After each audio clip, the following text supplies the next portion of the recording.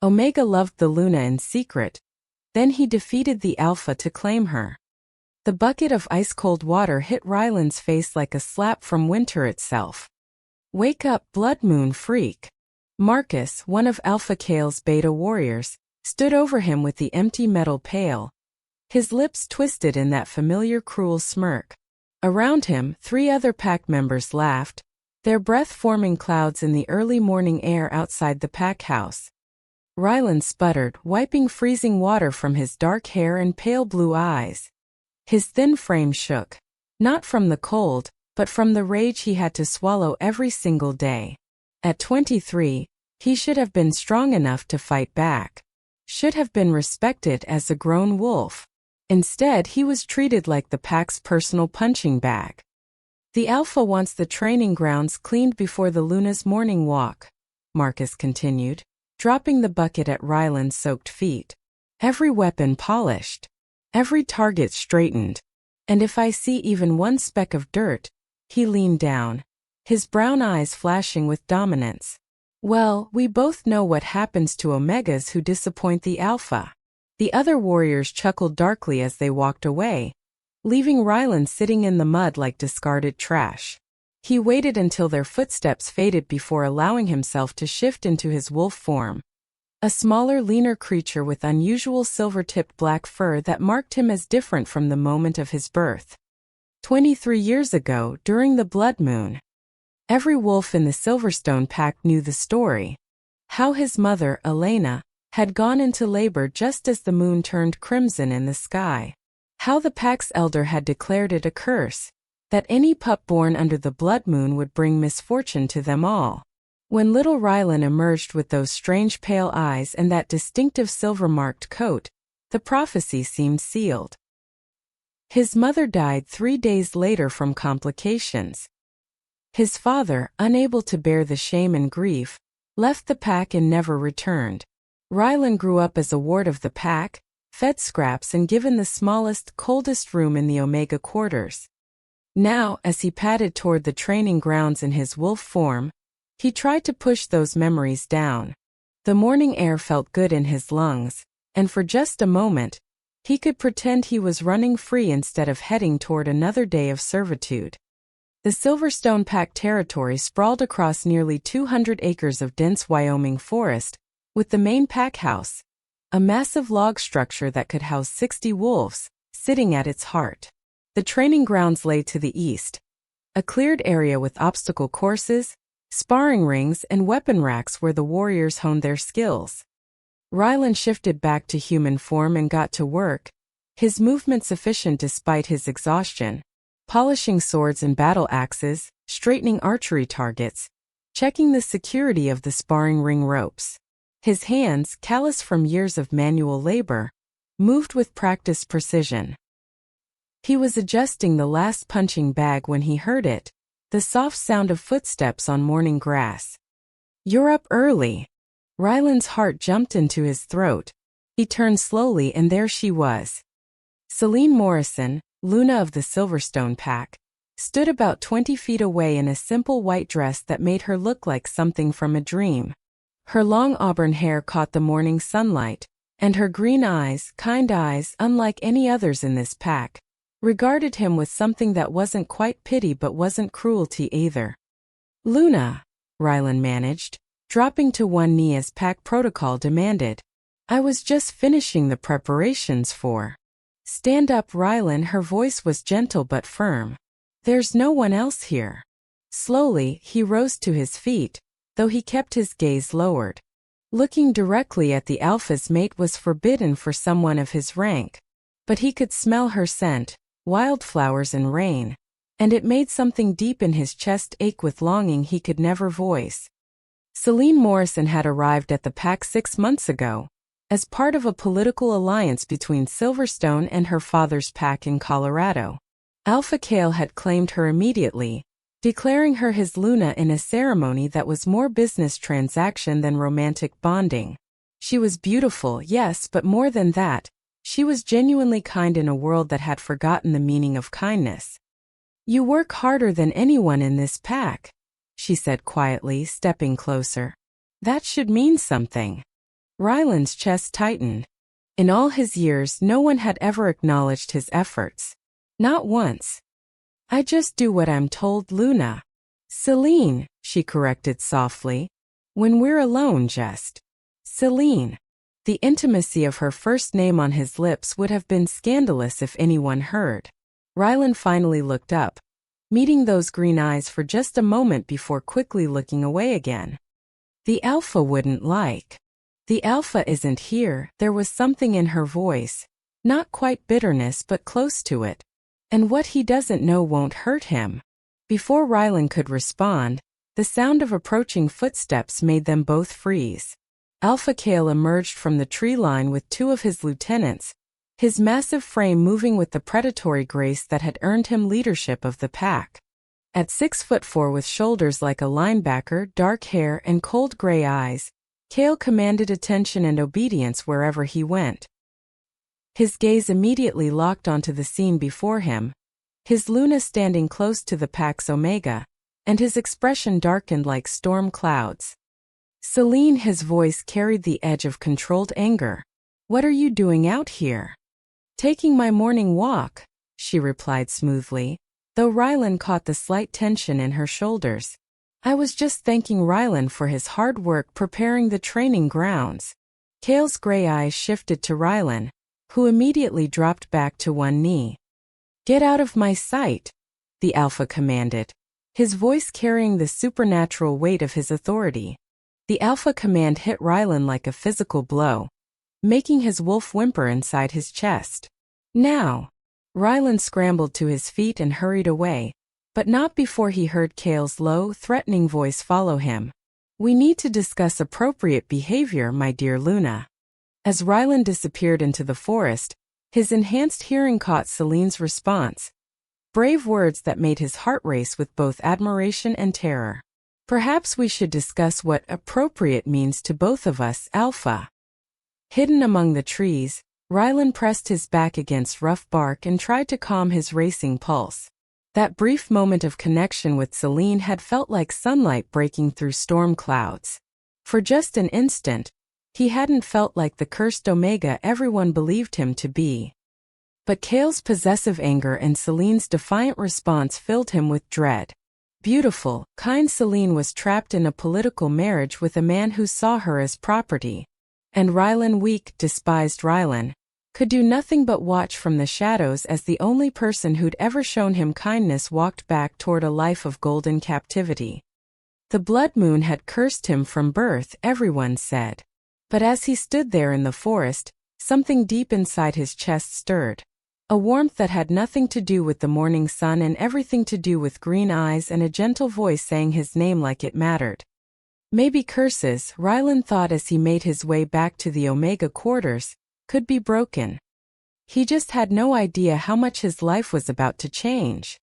3 weeks had passed since that morning encounter at the training grounds, and Kale's behavior had grown worse than a festering wound.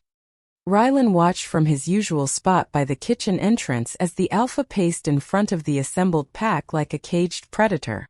The great hall of the pack house buzzed with nervous energy. 43 wolves gathered for the evening meal, but no one dared to start eating until Kale gave permission. Strength, Kale announced, his voice echoing off the wooden walls, is what separates us from the weak human world. Discipline is what keeps us alive. His cold gray eyes swept over the crowd, lingering on Celine who sat at the high table, her green eyes carefully neutral. Some of you seem to have forgotten this lately. Ryland's enhanced hearing picked up Celine's almost inaudible sigh. Over the past weeks he'd watched Kale's possessiveness increase like a choking vine. The Alpha questioned Celine's every movement, controlled who she could speak to, even dictated what she wore. Just yesterday he'd forced her to change her blue dress because he claimed it attracted too much attention from other males. Which brings me, Kale continued, his voice dropping to a dangerous whisper, to the matter of disobedience. A small whimper drew everyone's attention to the far corner of the hall. 7-year-old Tommy-chan, one of the pack's youngest members, cowered behind his older sister's legs. The boy had been caught earlier that day sneaking extra food from the kitchen. a minor offense that usually resulted in extra chores. But Kale's idea of discipline had become increasingly brutal. "Thomas Chun," the alpha called out, his voice carrying supernatural authority. "Come here. Now." The little boy's sister, Maya, tried to shield him, but the alpha command was too strong. Tommy's feet moved against his will, carrying him toward the front of the hall like a puppet on strings. Tears streamed down his round face. "Stealing is a sign of weakness," Kale declared, grabbing the boy by the scruff of his neck. "And weakness spreads like a disease if it's not cut out." Rylan felt his hands clench into fists under the table. Even for Kale, this was extreme. The boy was just a pup, hungry and scared, not a criminal. "Please," Maya called out, stepping forward. "He's just a child." "He didn't mean." "Silence." Kale's roar made half the pack flinch. "This pup needs to learn that actions have consequences. 50 lashes should." "Stop." The single word cut through the hall like a blade. Every head turned toward the high table where Celine had risen to her feet, her green eyes blazing with quiet fury. "He's 7 years old," she said, her voice steady despite the danger she was courting. "A hungry child taking food isn't a crime worthy of torture." The temperature in the room seemed to drop 10 degrees.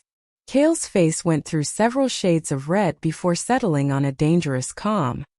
"Sit down, Luna," he said softly. "This doesn't concern you. A pack member being brutalized concerns me very much." Celine stepped around the table, moving toward where Kale held little Tommy. "As Luna, I have the right to show mercy. You have the right to do what I tell you to do." The slap echoed through the silent hall like a gunshot. Celine staggered backward, her hand flying to her reddening cheek, but she didn't fall, didn't cower. Instead, she straightened her spine and looked Kale directly in the eyes, a challenge that made several pack members gasp. "Is this the strength you're so proud of?"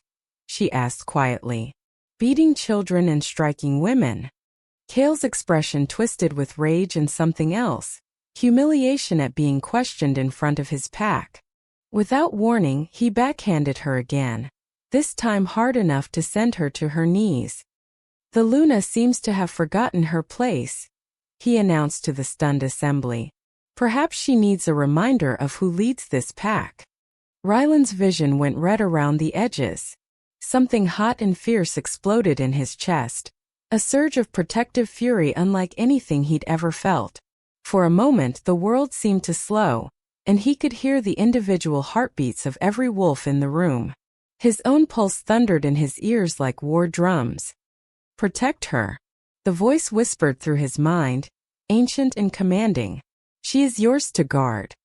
Before he could act on the strange impulse, Kale had already dragged Tommy toward the center of the hall. 50 lashes for the boy," the alpha declared. "And 20 for anyone who questions my authority again." The punishment proceeded in awful silence. Tommy's cries echoed off the walls while his sister wept helplessly. Celine remained on her knees, blood trickling from her split lip, but her eyes never left the little boy's face, as if she could somehow absorb his pain through sheer will. When it was finally over, the pack dispersed quickly, eager to escape the oppressive atmosphere. Rylan lingered in the shadows, watching as Celine slowly pushed herself to her feet and stumbled toward the stairs leading to the Alpha's private quarters. He waited until everyone had gone before following. The Alpha's wing of the pack house was forbidden territory for Omegas, but Rylan moved through the hallways like a ghost, his unusual stealth serving him well. He found Celine in the bathroom, struggling to clean her wounds with shaking hands. "Let me help," the words left his mouth before he could stop them. Celine spun around, her green eyes wide with surprise and fear. "Rylan, you can't be here. If Kale finds you..." "He won't somehow," Rylan was certain of this. "Please. You're hurt." After a moment's hesitation, she nodded. Rylan wet a clean cloth with warm water and gently dabbed at the cut on her lip. His hands, rough from years of manual labor, were surprisingly gentle. "Why did you defend Tommy?" he asked softly. Because someone had to. Her voice was barely a whisper. Because that's what pack is supposed to mean, protecting each other, not terrorizing the innocent. Their eyes met in the mirror and something passed between them. A understanding deeper than words. They were both trapped in their own ways, both victims of Cale's cruelty, both pretending to be weaker than they really were. Thank you, Celine whispered, for caring enough to help. As Rylan cleaned her wounds, he felt that strange warmth in his chest again, stronger this time. And with it came a flash of vision, ancient wolves with silver-tipped fur like his own, standing proud under a blood-red moon. A voice, older than memory, whispered through his mind. The time of awakening approaches, heir of the first pack. Soon you will remember what you truly are. When the vision faded, Rylan found Celine staring at him with concern. Your eyes, she said softly. They glowed silver for a moment. Before he could explain what he didn't understand himself, footsteps echoed in the hallway. Cale was returning.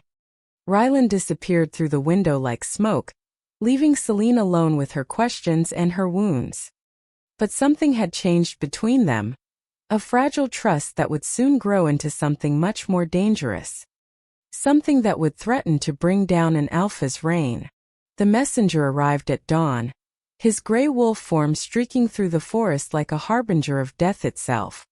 Rylan was hauling firewood to the main hearth when the stranger collapsed in the courtyard, shifting to human form with obvious effort. Blood matted his brown hair, and deep claw marks scored his chest, the kind of wounds that spoke of a running battle through hostile territory. Alpha Cale, the messenger gasped, drawing a crowd of curious pack members. I bring word from the Red Moon pack. Within minutes, Cale emerged from the pack house, his lieutenants flanking him like dark shadows. Beta Marcus and Gamma Derek, two of the Alpha's most trusted warriors, wore expressions of barely concealed concern as they helped the wounded messenger to his feet. Speak, Cale commanded, his voice carrying across the courtyard. Darius Blackthorn, the messenger wheezed, clutching his wounded ribs. The Shadowclaw pack. They've been moving through the territories, absorbing smaller packs. 43 wolves joined them in the last month alone. They're building an army. A murmur of fear rippled through the assembled crowd. The Shadowclaw pack was legendary for its brutality. Wolves who followed the old ways, where might made right and mercy was seen as weakness. Their alpha, Darius Blackthorn, was said to be 7 feet tall with scars covering half his face from a battle with a grizzly bear. How many? Derek asked, his usually steady voice tight with worry. Over 200 strong now, Gamma. Maybe more. The messenger's eyes found Cale's face. Alpha Darius sends a message. He says the Silverstone pack has grown soft under weak leadership. He'll give you 1 week to submit, or he'll come take your territory by force. The silence that followed was deafening. 200 wolves against their 43. The math was brutally simple. But instead of showing concern, Cale threw back his head and laughed. Let him come, the Alpha roared, his voice echoing off the mountains. We are Silverstone pack. We bow to no one. He pounded his chest, the gesture drawing cheers from some of the younger, more naive wolves. Darius Blackthorn will learn what happens when you threaten what's mine. From his position near the woodpile, Rylan watched the performance with growing unease. Cale's bravado was impressive, but the body language of his lieutenants told a different story. Marcus kept glancing toward the forest as if calculating escape routes. Derek's hand rested unconsciously on his weapon's hilt, not in preparation for battle, but in nervous habit.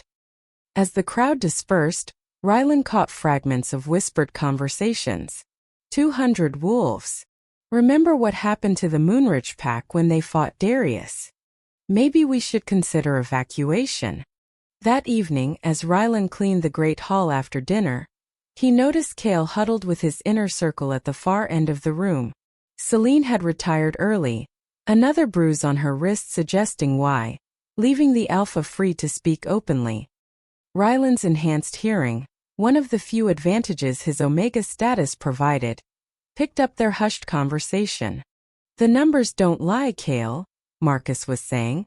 We can't win a straight fight. Then we don't fight straight, Derek added grimly. Hit and run. Guerrilla tactics. Make them bleed for every inch. There's another option, Kale said quietly, and something in his tone made Rylan freeze mid-sweep. We don't have to save everyone. The lieutenants exchanged glances. What do you mean? Marcus asked. The Omegas, the elderly, the children, their dead weight in a fight. Kale's voice was cold as winter steel. We take our strongest wolves, our most valuable assets, and we relocate. Find new territory. Start fresh. You're talking about abandoning half the pack, Derek said, disbelief coloring his words. I'm talking about survival. Better to save 20 strong wolves than lose 43 weak ones. Kale leaned forward conspiratorially. We quietly identify the wolves worth saving. When Darius attacks, we'll already be gone. Rylan's blood turned to ice. Kale wasn't just a cruel leader. He was a coward willing to sacrifice innocent lives to save his own skin. The Alpha planned to abandon Tommy, Maya, the elderly pack members, and, Rylan's stomach clenched, probably Rylan himself. But not Celine, he realized. She was too valuable as a political asset, too beautiful as a trophy. Kale would drag her along to whatever new territory he claimed, keeping her as his prisoner for life. The meeting broke up shortly after, leaving Rylan alone with the crushing weight of what he'd learned. He finished his cleaning in mechanical motions, his mind racing. How could he warn the others? Who would believe the word of a lowly Omega against their Alpha? That night Rylan couldn't sleep. He slipped out of the Omega quarters and padded through the moonlit forest, his wolf form seeking the solace of familiar trails. But instead of comfort, he found something else entirely. The clearing appeared before him like something from a dream. A perfect circle where no trees grew, bathed in silver moonlight that seemed to pulse with its own rhythm. Ancient stones formed a ring around the perimeter, covered in symbols that hurt his eyes to look at directly. Come forward, heir of the first blood. The voice whispered through his mind like wind through leaves. In the center of the clearing, a massive silver wolf materialized, translucent and glowing with eyes like captured starlight. You're not real, Rylan whispered, but even as he said it, he knew it wasn't true. I am Fenris, the spirit wolf replied, its voice echoing with the weight of ages. Last Alpha of the true bloodline. Your great-great-grandfather. Buried and forgotten by those who stole your birthright. My birthright. Rylan's legs felt weak. I'm nobody. I'm cursed. You were hidden, not cursed. The blood moon marked you as chosen. Heir to powers that have slept for generations. The spirit began to circle him, leaving no pawprints in the soft earth. But power without knowledge is useless. Power without courage is meaningless. Are you ready to learn what you truly are? Rylan thought of Tommy's tears, of Celine's bruised face, of Kale's plan to abandon the innocent. Something deep in his chest ignited. Not the warm affection he'd felt before, but something fiercer. Something that tasted of justice and strength. Teach me, he said. The spirit wolf's eyes blazed brighter. Then let us begin, young Alpha. Your pack needs you whether they know it or not. As the first lesson began, ancient fighting techniques that flowed through his blood like remembered music, Rylan felt something he'd never experienced before. Hope. Darius Blackthorn was coming with his army of 200. Kale planned to abandon those who needed protection most. But maybe, just maybe, there was a third option. Maybe it was time for the true heir of Silverstone Pack to reclaim what was his. The Silver Wolf spirit howled its approval, and somewhere in the distance, thunder rumbled across clear skies. War was coming. But so was something else. Revolution. The change in Rylan was subtle at first, like the way morning light creeps across a mountainside, barely noticeable until suddenly the whole world is illuminated. Celine noticed it during their secret meetings. 3 times now, she had found excuses to visit the old herb garden behind the pack house, knowing Rylan tended it during his afternoon chores. Their conversations remained carefully neutral, but something had shifted in his pale blue eyes. Where once she'd seen only resignation and pain, now there was a quiet intensity that made her pulse quicken. "The wolfsbane is growing well," she said, kneeling beside him among the medicinal plants. Her fingers brushed his as they both reached for the same cluster of purple flowers, and neither pulled away immediately. "It needs careful tending," Rylan replied softly, his voice carrying layers of meaning. "But with the right care, even poisonous things can become healing." Their eyes met over the plants and Celine felt that familiar flutter in her chest, dangerous and forbidden, but impossible to ignore.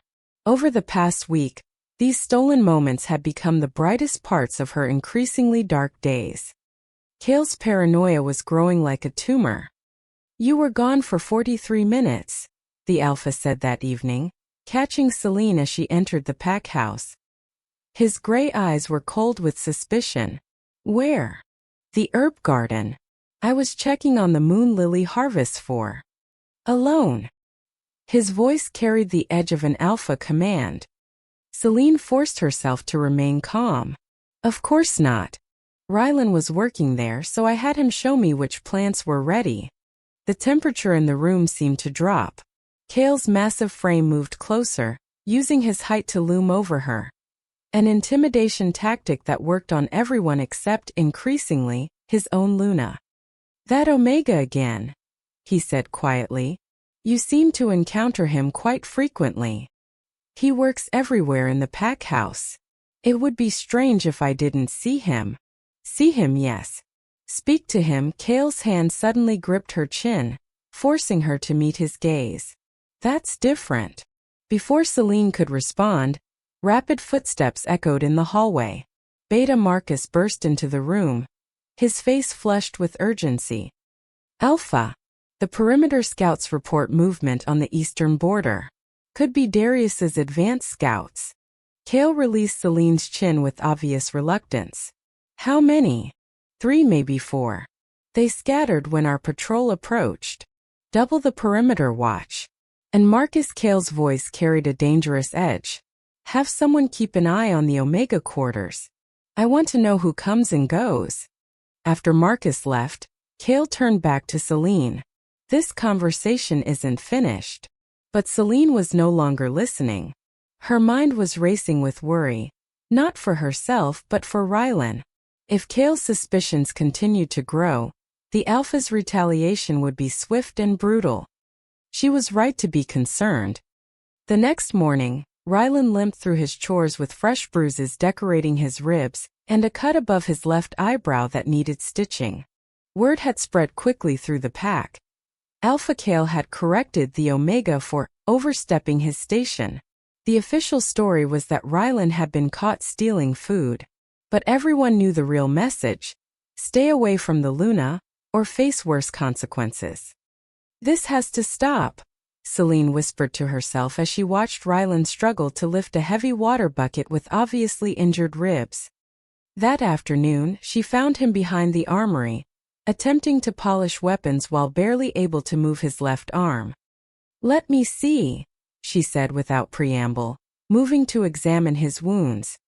"Luna, you shouldn't." "My name is Celine." Her voice was fierce with suppressed emotion. "And I can't stand by and watch him destroy you because of his twisted jealousy." Rylan went very still. "He told you." "He told me I belong to him. That I'm not allowed to show kindness to anyone without his permission." Her green eyes blazed with fury. "He told me that Omegas who forget their place get put down like rabid dogs." The words hung in the air between them like a death sentence. "Then we can't," Rylan started to say, but Celine cut him off. "Can't what?" "Can't be decent human beings? Can't show basic compassion?" She stepped closer, close enough that he could smell her wildflower scent. "I won't let him turn me into a monster, Rylan. And I won't let him break you." Her hand touched his cheek, gentle as butterfly wings, and Rylan felt something crack open in his chest, Not breaking but blooming. Selene, he whispered, and her name on his lips sounded like a prayer. For one perfect moment the world narrowed to just the two of them, her green eyes soft with emotion he was afraid to name, his pale blue ones reflecting a strength that seemed to grow stronger each day. Then reality crashed back in the form of approaching footsteps. They sprang apart as Derek rounded the corner, his expression carefully neutral but his eyes missing nothing. "Luna," the Gamma said with a respectful nod. "The Alpha is looking for you. Something about tonight's meal preparations." "Of course he is," Selene muttered, but she composed herself quickly. "Thank you, Derek." As she walked away, her fingers briefly squeezed Ryland's shoulder, a touch that somehow managed to convey both goodbye and a promise. That night Ryland dreamed. He stood in the ancient clearing again, but this time the stones were cracked and bleeding. Above him the moon hung broken in the sky like a shattered mirror, its pieces floating in the darkness. "The time approaches," Fenris's voice whispered through the dream wind. "But first, the bonds that bind you must be broken." "What bonds?" Ryland asked, but even as he spoke he felt chains materializing around his wrists and ankles, chains that looked suspiciously like the Silverstone Pact symbol. "The false Alpha's power over you, his claim to leadership, his hold on what was never his to take." The spirit wolf materialized beside him, its silver fur gleaming despite the broken moonlight. "Only by defeating him in combat can you reclaim your birthright and break the curse that binds your true nature." "I'm not strong enough," Ryland protested. "He's twice my size, twice my strength." "Strength is not always about size, young heir. And you will not fight alone." The dream shifted and suddenly Selene stood beside him, her auburn hair flowing like flames in the supernatural wind. But she looked different, older, more regal, with markings on her skin that glowed like silver fire. "She is the key," Fenris explained. "The bloodlines of the first Alphas and the first healers, reunited at last. Together you are complete. Part." The spirit's voice grew sad. "Part you are both prisoners." "What does that mean?" Ryland reached for Dream Selene, but his hand passed through her like smoke. "It means, my descendant, that your fates are intertwined. When you rise, she rises. When you are free, she is free. The moon goddess knew this when she marked you both." The dream began to fade, but Fenris's final words echoed with prophetic power. "The blood moon rises again in 7 days. That is when you must act. That is when the curse can be broken forever." Ryland woke with tears on his cheeks and fire in his heart. 7 days. 7 days until everything changed. The scent of smoke and blood hit Ryland's sensitive nose at exactly 2:47 a.m. He bolted upright in his narrow cot, instantly alert. Something was wrong, terribly, catastrophically wrong. The air itself tasted of violence and approaching death. Outside his small window, orange light flickered against the darkness. Fire. Ryland shifted to his wolf form and bounded through the Omega quarters back in trance, his heart hammering against his ribs. The main pack house was ablaze, flames licking hungrily at the wooden structure like demonic tongues. But this wasn't an accident. The fires were too strategic, too perfectly placed to trap the occupants inside. Through the chaos he heard the first howl of attack. The Shadowclaw pack had come in the night like harbingers of hell itself. Massive dark shapes moved through the smoke, wolves larger than any in Silverstone territory, their eyes glowing red with bloodlust. At their head stalked a behemoth that could only be Darius Blackthorn himself. A coal-black wolf the size of a small horse, with silver scars crisscrossing his muzzle and one missing eye that spoke of countless battles won. "Attack! We're under attack!" Marcus's voice roared across the compound as Silverstone wolves poured from burning buildings, some still in human form, others shifting mid-stride. But where was Kale? Ryland scanned the chaos desperately, his enhanced senses picking out individual scents and sounds. Derek coordinating the eastern defense. Maya-chan screaming as she searched for her little brother Tommy.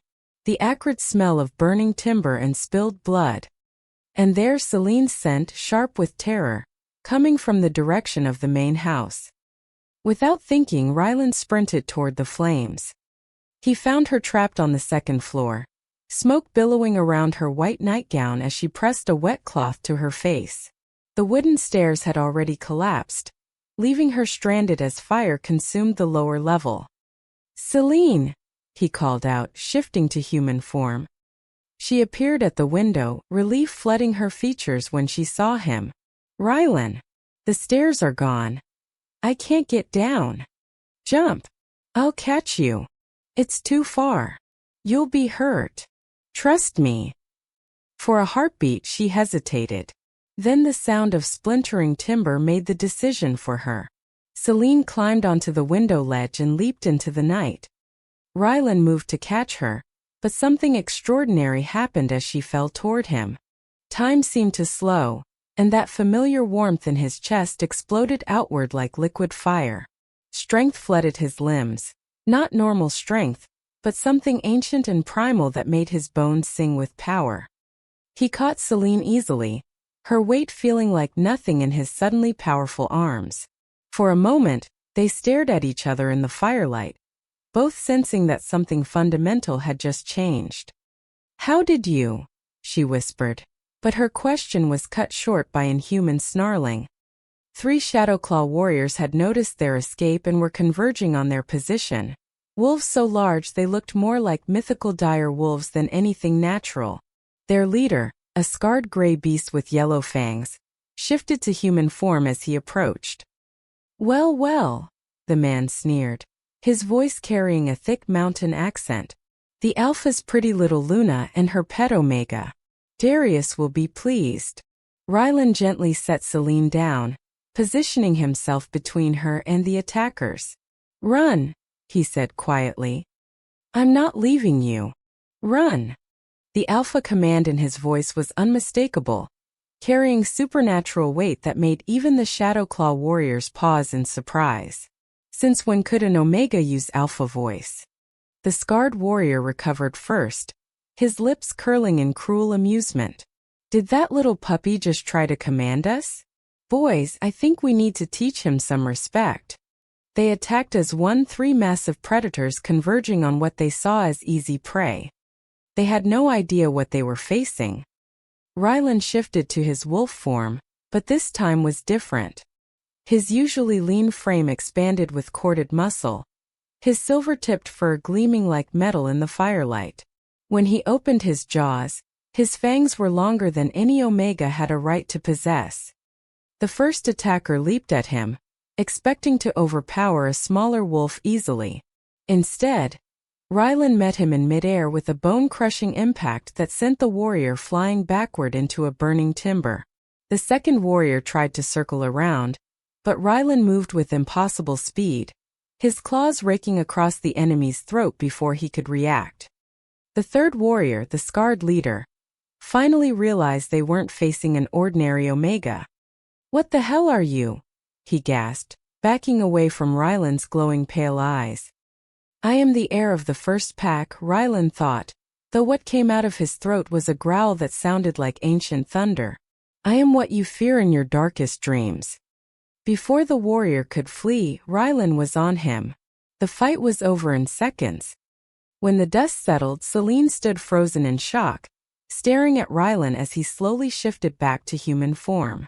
Around them, the sounds of battle continued, but their small bubble of space felt separate from the chaos, sacred somehow.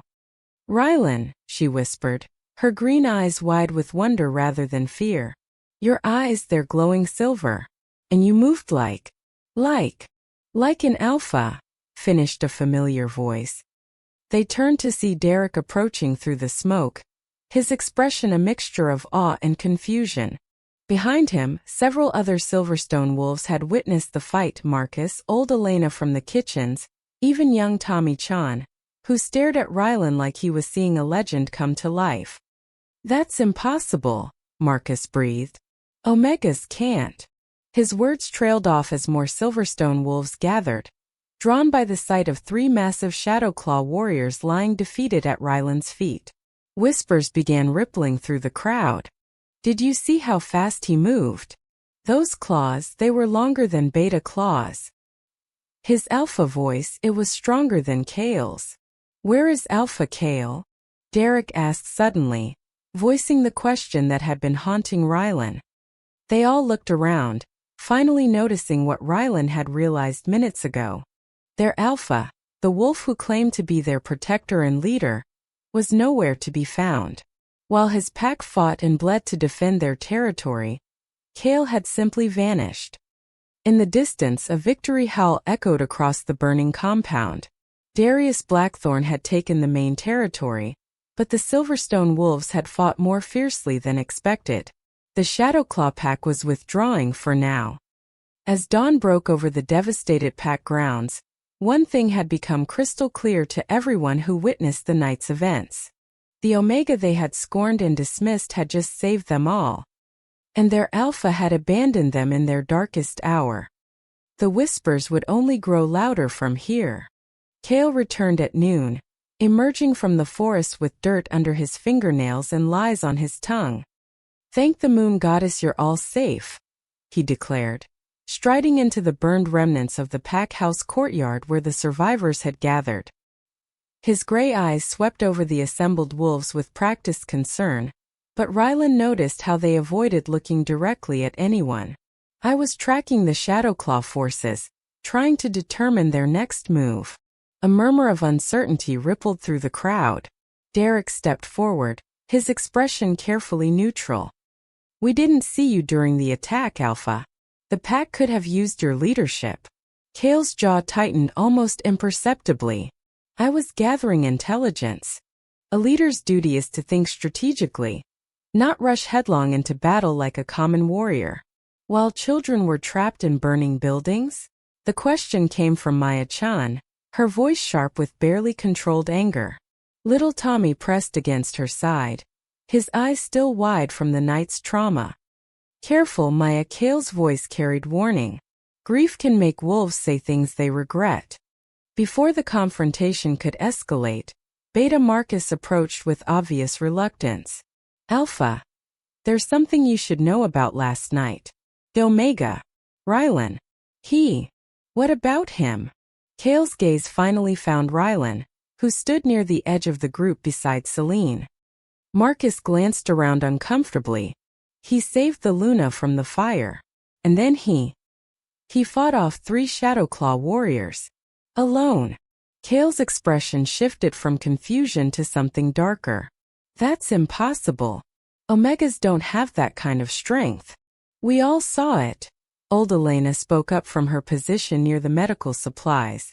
"Boy moved faster than lightning, hit harder than a freight train. Took down wolves twice his size like they were pups. And his eyes," Tommy added in his small voice. "They glowed silver, just like in the old stories about the first alphas." The temperature in the courtyard seemed to drop 10 degrees. Kale's face went through several colors before settling on a dangerous calm. "I see what happened here," he said slowly, his voice carrying the weight of alpha authority. "In the chaos and fear of battle, you've all convinced yourselves you saw something miraculous. But the truth is much simpler and much more dangerous." He began pacing in front of the assembled pack like a prosecutor presenting evidence. This Omega put the entire pack at risk with his reckless behavior. Instead of following proper evacuation protocols, he charged into a burning building, potentially trapping both himself and the Luna. Then, instead of retreating to safety, he engaged enemy warriors in combat, drawing their attention to our position and endangering everyone here. "That's not what happened," Celine said quietly, but her voice carried clearly across the courtyard. Kale whirled to face her, his gray eyes flashing with fury. "I wasn't speaking to you." "But I'm speaking to you." Celine stepped forward, her green eyes blazing with the same fire that had burned in them when she defended little Tommy weeks ago. "You weren't here, Kale. You don't know what happened." "I know that an Omega doesn't suddenly develop supernatural abilities," Kale snarled. "I know that desperate wolves will see miracles where none exist. And I know that my Luna seems remarkably eager to defend this particular Omega's honor. The accusation hung in the air like poison. Several pack members exchanged uncomfortable glances, sensing the undercurrents of jealousy and possessiveness in their alpha's words. Rylan saved my life, Selene said firmly. He saved all of us. While you were gathering intelligence, he was here fighting for the pack. Enough! Kale's alpha roar sent several of the younger wolves stumbling backward. His massive frame trembled with rage, and for a moment, Rylan thought the alpha might strike Selene in front of everyone. Instead, Kale turned his fury on Rylan. You, Omega, you will confine yourself to your quarters until I decide what to do with you. This pack has no room for wolves who endanger others with delusions of grandeur. He's not delusional, Derek said quietly. Everyone turned to stare at the usually quiet Gamma. I've been thinking about what we saw last night. About the old stories. Maybe it's time we remembered that bloodlines can run deeper than we know. Before Kale could respond to this new challenge to his authority, the crowd began to disperse. The Alpha had spoken, but for the first time in his reign, his words felt hollow. Doubts had been planted, questions had been raised, and the pack's absolute faith in their leader had developed cracks. That night, alone in his small room, Rylan felt the familiar pull of the ancient clearing. But this time when he arrived he wasn't alone. Fenris stood in the center of the stone circle, his silver form more solid than ever before. Around him other ghostly wolves materialized, dozens of them, all bearing the distinctive silver-tipped fur that marked them as Rylan's ancestors. The time for half-truths has ended, the spirit wolf announced. You need to know everything. The vision hit Rylan like a physical blow. Suddenly he was seeing the past, not as stories told around a fire, but as lived reality.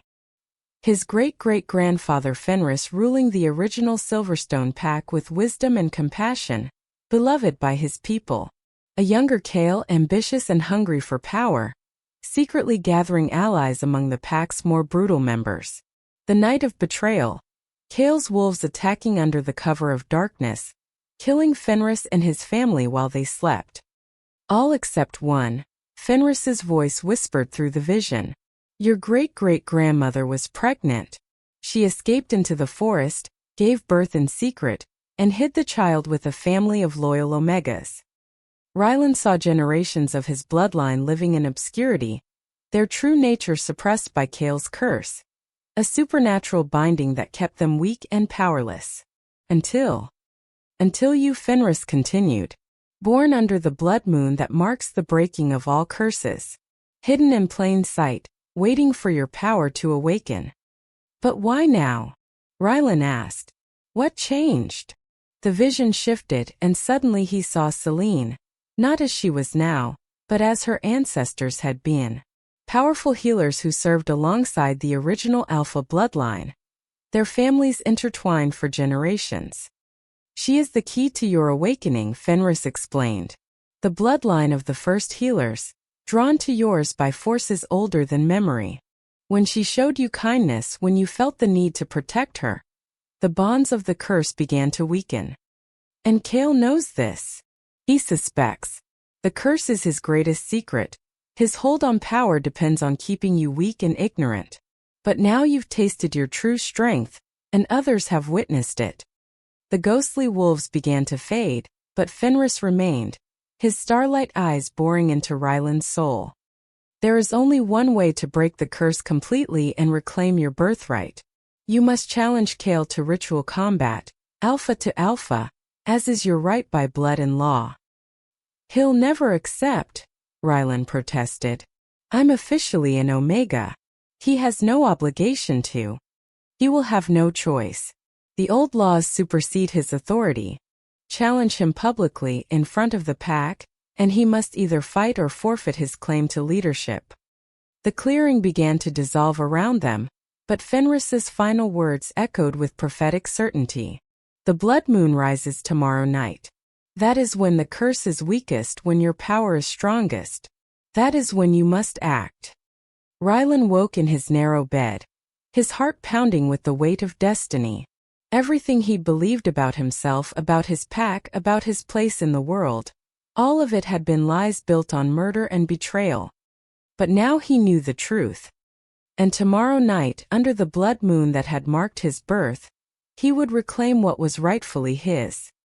The only question was whether he was strong enough to defeat the wolf who had spent 23 years preparing for this moment. The blood moon hung in the sky like a crimson eye, casting everything in shades of fire and shadow. Rylan stood at the edge of the great clearing behind the pack house, where the ancient challenge stones formed their sacred circle. Every member of the Silverstone pack had gathered, 41 wolves. 2 had died in the Shadowclaw attack, forming a ring around the ritual space that had witnessed leadership challenges for over 2 centuries. His heart hammered against his ribs, but his voice was steady when he stepped forward. "I invoke the right of alpha combat." The words echoed across the clearing like thunder, and absolute silence fell over the assembled pack. Even the night insects seemed to hold their breath. Kale, who had been speaking with his lieutenants near the eastern edge of the circle, slowly turned around. His gray eyes found Rylan in the blood-red moonlight, and his expression shifted from confusion to amusement to outright incredulity. "What did you just say?" he asked, his voice carrying dangerous calm. Rylan took another step into the sacred circle, his pale blue eyes reflecting the crimson light above. "I invoke the right of alpha combat, as is my right by blood and pack law. I challenge you for leadership of the Silverstone pack." The silence stretched for 5 heartbeats. Then Kale threw back his head and laughed, a sound like breaking glass in winter storms. "You." He gestured dismissively at Rylan's lean frame. "A cursed Omega born under an ill omen thinks he can challenge me?" His laughter was taken up by several of his loyal followers, cruel chuckles that echoed off the surrounding trees. But not everyone was laughing. Derek stood with his arms crossed, watching intently. Old Elena had her hand pressed to her heart, her eyes bright with something that might have been hope, and Celine, beautiful brave Celine, stood at the front of the crowd with tears streaming down her face, but her green eyes blazed with fierce pride. "The old laws are clear," Derek said into the silence. "Any wolf of the pack may invoke the right of alpha combat. The challenged alpha must either fight or forfeit leadership." Kale's laughter died abruptly. "You would take the word of this pretender over your alpha?" "I take the word of pack law over any individual," Derek replied steadily. "Laws that predate all of us." Marcus stepped forward, clearly uncomfortable but bound by duty. "The Gamma speaks truth, Alpha. The challenge has been made according to ancient custom.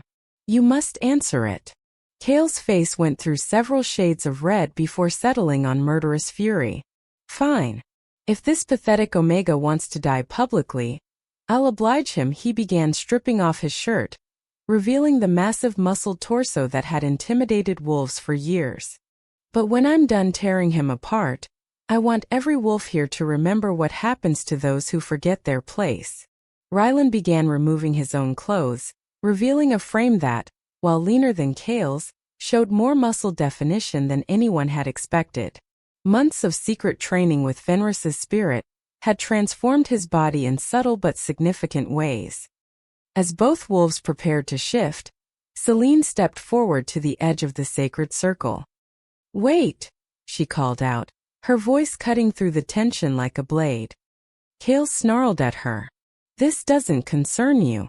"Everything about this pack concerns me." She looked directly at Rylan, her green eyes soft with emotion. "Before you fight, there's something you should know." She took a deep breath, and when she spoke again, her words carried across the clearing for all to hear. "I love you, Rylan. I don't care about bloodlines or pack politics or what anyone thinks is proper. You have the strongest, kindest heart of any wolf I've ever known, and I love you." The confession hit the gathered pack like a lightning strike. Several wolves gasped audibly. Marcus looked like he might faint, and Kale's expression transformed into something beyond rage, something that promised death and destruction. But Rylan felt power explode through his chest like liquid fire. Selene's love, freely given and publicly declared, shattered the last chains holding his true nature in check. "Now I'll kill you both," Chaol growled, shifting into his massive brown wolf form. Rylan shifted as well, but this time the transformation was different.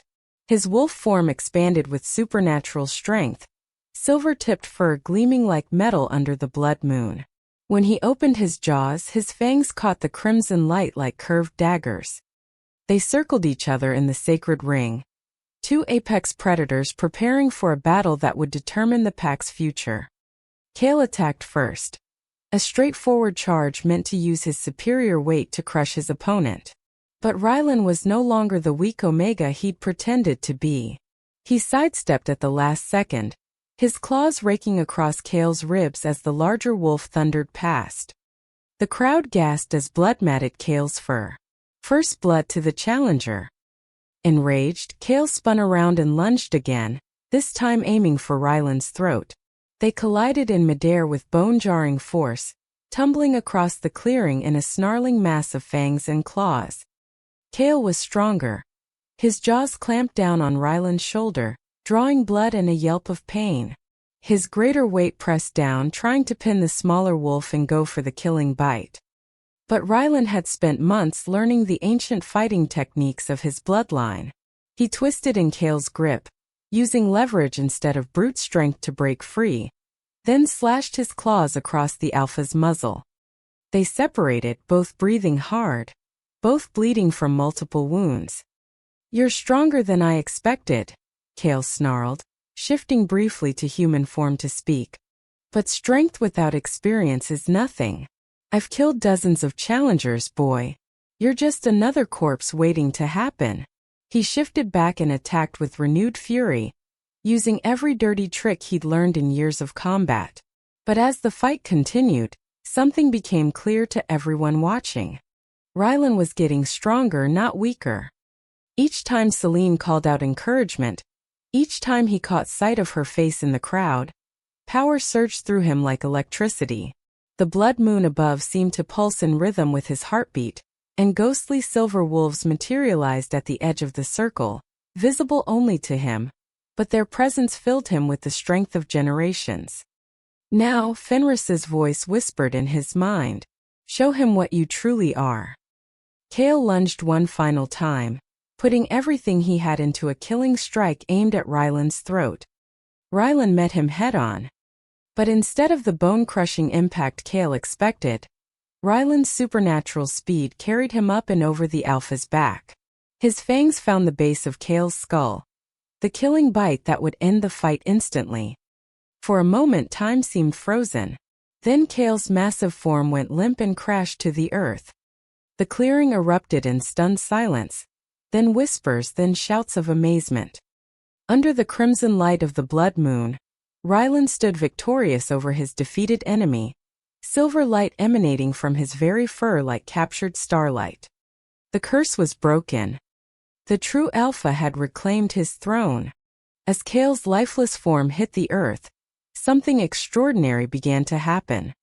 The oppressive weight that had pressed down on the Silverstone pack for over 2 decades, a supernatural heaviness that every wolf had felt but none could name, suddenly lifted like morning fog before the sun. The very air seemed to shimmer and clear, as if reality itself was adjusting to accommodate a fundamental shift in power. Rylan stood over his fallen enemy, his silver-tipped fur still glowing with residual power from the blood moon above. But even as he caught his breath, he could feel something changing in his own body. Heat spread across his chest like liquid fire, and when he looked down he gasped. Ancient symbols were appearing on his skin, intricate markings that seemed to burn themselves into his flesh with silver light. The mark of the true Alpha, dormant for generations, finally manifesting as the curse that had hidden it crumbled to dust. Around the sacred circle, the assembled pack watched in stunned silence as their former Omega underwent a transformation that belonged in legends. The symbols spread across his shoulders and arms, spiraling patterns that told the story of the first pack, of bloodlines that stretched back to the dawn of their kind. By the moon goddess, old Elena whispered, her weathered hands pressed to her heart. He bears the mark of Fenris. The true bloodline lives. One by one, the pack members began to drop to their knees. Derek was first, his head bowed in respect and perhaps relief that their long nightmare was over. Marcus followed. Then Maya-chan with little Tommy pressed against her side. Even the warriors who had tormented Rylan for years found themselves kneeling before the wolf they had scorned, finally understanding the truth that had been hidden in plain sight. But Rylan barely noticed the pack's submission. His pale blue eyes, still glowing with supernatural light, were fixed on Celine. She stood at the edge of the circle, tears streaming down her face, her hand pressed to her own chest where, "Celine," he breathed, shifting back to human form despite his nakedness. "Your mark." Silver light blazed from her skin as well, but her symbols were different. Flowing patterns that spoke of healing and wisdom, of the sacred bond between Alpha and Luna that went deeper than mere politics or arrangement. The mark of the first healer, as ancient and powerful as Rylan's own, finally revealed after centuries of suppression. She stepped into the sacred circle, her green eyes shining with wonder and recognition. "I felt it the moment you defeated him," she said softly. "Like something inside me was finally free to breathe." The ghostly forms of Fenris and the ancient wolves materialized at the edge of the circle, visible now to the entire pack. The spirit of Rylan's great-great-grandfather approached with solemn dignity, his starlight eyes filled with pride. "The prophecy is fulfilled," his voice echoed in everyone's minds. "The bloodlines of the first Alpha and the first healer, reunited at last. Together you will restore what was broken. Together you will heal what was wounded." As the spirit wolves began to fade, finally at peace, Fenris offered one last gift. Knowledge flooded Rylan's mind, the true history of his pack, the ancient laws that had been forgotten, the wisdom of generations of leaders who had ruled with compassion rather than fear.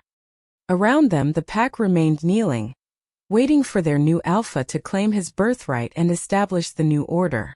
Tradition demanded that he now declare Celine his property, his prize for victory in combat. The old ways would have her kneel before him, accepting her role as his possession to do with as he pleased.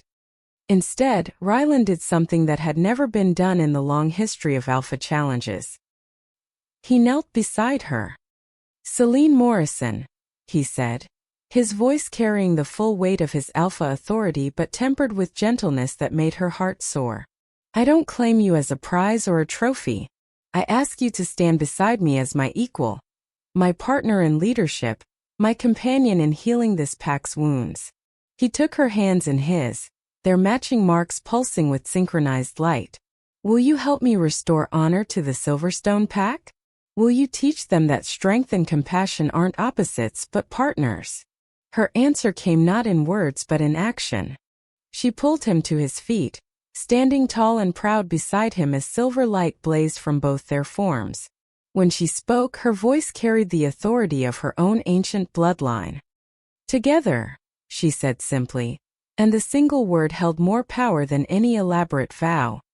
The pack rose as one, their voices joining in a howl of acceptance and joy that echoed across the mountains.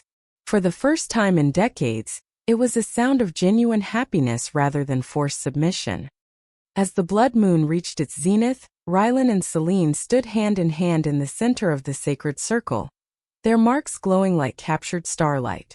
Around them their pack, no longer divided into arbitrary hierarchies of dominance and submission, began the work of rebuilding not just their territory, but their souls. Tommy-chan ran to Derek with a question about the ancient stones. Maya approached old Elena to learn about the healing herbs growing wild at the forest's edge. Even Marcus, freed from the toxic culture of fear that had defined their pack for so long, began speaking with others about genuine cooperation instead of intimidation. The curse was broken. The tyrant was dead. And under the crimson light of the blood moon that had once marked Rylan as cursed, the Silverstone pack began their journey towards something they had almost forgotten existed: hope. As dawn approached and the blood moon faded, Rylan and Celine remained in the clearing, planning their new future together. Two souls once prisoners in their own lives, now free to build something better. The pack had found its true leaders at last.